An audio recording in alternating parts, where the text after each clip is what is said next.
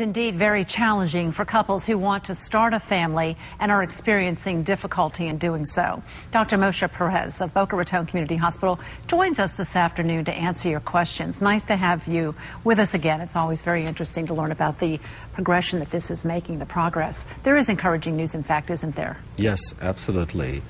Many new advances in infertility that can offer a safe way for women to become pregnant into menopause and up to the age of 50.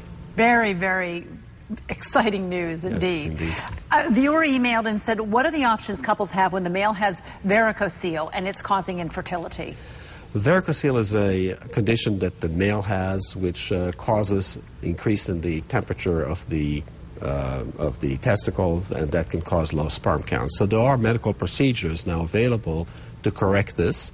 And the other option is to go through in vitro fertilization. How successful are the medical procedures for the male in producing? The procedure is fairly good and successful in about 50% of the time.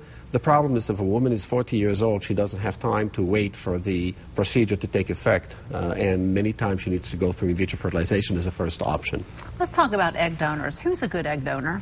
A good egg donor is typically a healthy woman between the age of 20 and 30 who has donated eggs for another woman.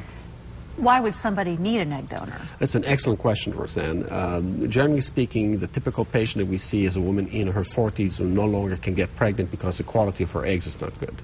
We also see some women who lose their ovaries because of surgery or chemotherapy or radiation, and some women strictly go into premenopause and lose their ability to produce eggs.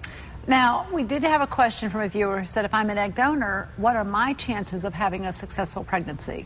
I don't think that egg donation really has a reduction in fertility. The procedure is pretty safe. Women are born with 2 million eggs and only use about several hundreds during the reproductive life. So egg donation has really no decrease, not associated with decrease in infertility. And how successful are egg donors in achieving pregnancy for the patient? Oh, this is the exciting part about egg donation. The pregnancy rate now exceeds 60%. That is exciting. I remember just a few years ago, that was so much lower. Yes, indeed. And that's the exciting thing about egg donation and really helping women achieve pregnancy later in their reproductive life. And how many eggs are retrieved during the process? Typically 10 to 20 eggs.